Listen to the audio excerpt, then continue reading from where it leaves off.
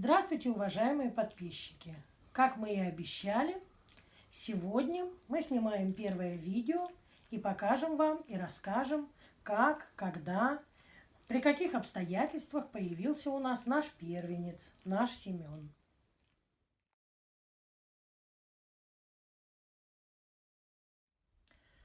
Вы знаете, держать обезьяну в доме была моя давняя мечта. Я с самого детства очень люблю этих милых животных.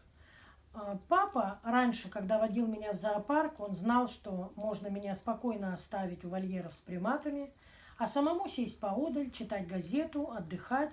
Дочка не потеряется, никуда не уйдет. Я могла до закрытия любоваться этими милыми животными. И моя детская мечта осуществилась 8 лет назад, когда уже выросли дети, когда мы с мужем встали на ноги. Мы решили это желание, эту мечту осуществить. Муж меня поддержал. И мы начали искать по объявлению, спрашивать у знакомых, у друзей. Не буду даже рассказывать, было много обмана. Несколько раз мы отдавали деньги, но не получали обезьяну. А по объявлениям в интернете, вы знаете, как-то не ложился на душу. Я всегда считаю, что питомец – это очень серьезный выбор. Всегда нужно, чтобы именно этот питомец вот душой и сердцем чувствовалось, что это мое. И вот в один из прекрасных дней, заглянув в интернет на объявление, я увидела фотографию маленького лупоглазенького малыша, сидящего в клеточке. И тут же я поняла, что это именно то, что мы ищем. И мы с мужем поехали. Мы его забрали, привезли домой. И вот уже более 8 лет, это было 15 апреля, Семен живет с нами. Он стал полноправным, полноценным членом нашей дружной семьи.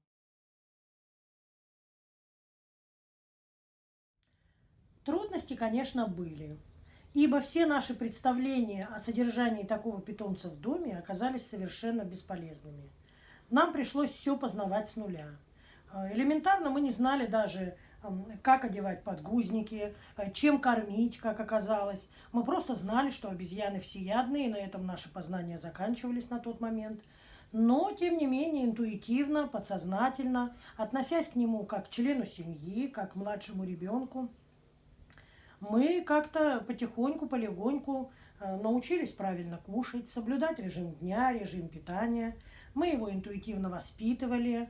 Ну, конечно, для человека, который очень мало знает об обезьянах, трудности определенного рода обязательно будут. Потому что все-таки, как бы нам ни хотелось, это не ребенок, это дикая, достаточно сильная, может быть агрессивная, это умное, очень интеллектуальное животное. Об этом, конечно, надо постоянно помнить.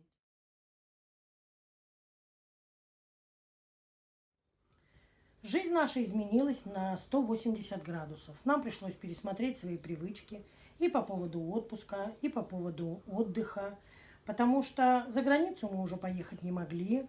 Мы везде были вынуждены брать Семена с собой, один он оставаться не хотел.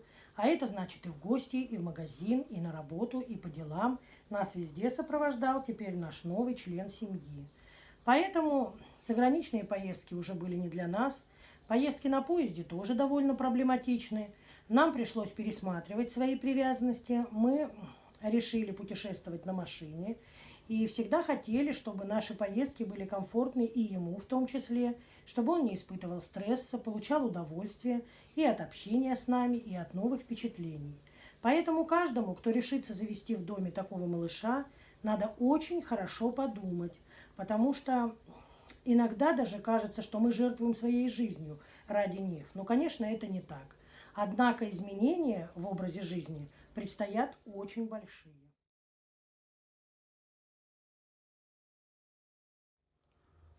Ну, люди относятся по-разному.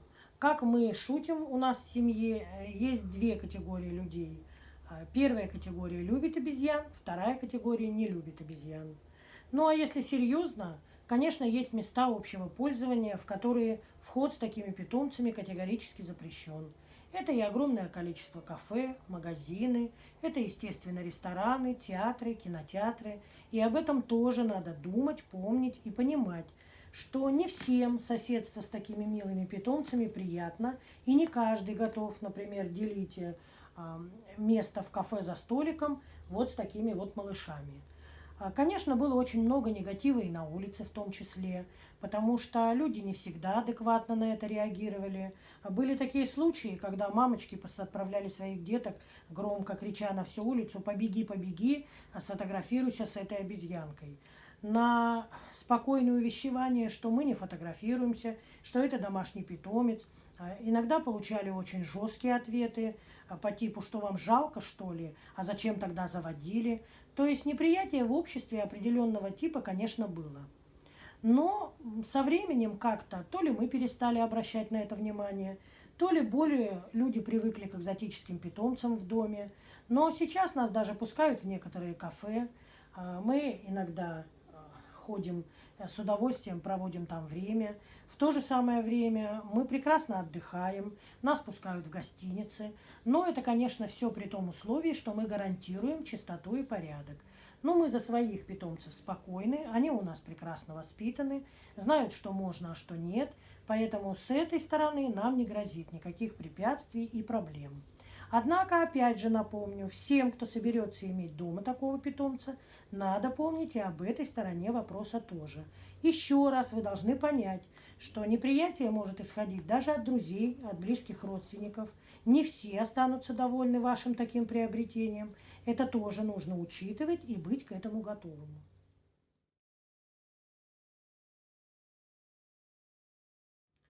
Семен у нас очень покладистый, очень добрый, мудрый, очень спокойный паренек. Но я считаю, конечно, что в большей степени здесь важно воспитание с самого детства. Нужно четко и понятно доносить малышу, что можно делать, а что нельзя. Потому что в силу природного любопытства они очень любознательны, им все интересно. Они любят открывать шкафчики, они любят проверять какие-то незнакомые для них места и вещи. Поэтому, конечно, за всем этим должен быть строгий контроль. Нужно заниматься, нужно воспитывать, чтобы они не проявляли агрессию, чтобы они хорошо относились к окружающим, в том числе к посторонним. Точно так же, как воспитывают собак, кошек, точно так же надо воспитывать и обезьян. Да, и, к слову, как и детей тоже, потому что если не будут воспитывать детей, то вырастают ужасные монстры. А у обезьян это и в 100 раз может быть увеличено, потому что в силу своих природных особенностей они могут быть достаточно агрессивными. Они в большинстве своем не любят детей, они непоседливые, они очень такие любопытные. Поэтому все эти моменты, конечно, нужно понимать и учитывать при воспитании таких питомцев. Ну вот Семен у нас достаточно умный парень, он очень быстро все освоил и усвоил. Сейчас с ним практически нет никаких проблем. Он четко понимает, что можно делать, что нельзя. Он очень многое знает в этой жизни. Он и не боится поездок в машине, он ездил с нами и в отпуска, и ходил с нами в гости, и по магазинам. Он знает много того, чему учат детей, других питомцев. И он это все очень хорошо освоил, очень хорошо это использует в жизни. Поэтому мы довольны его поведением и даже гордимся, что у нас такой умница, замечательный малыш.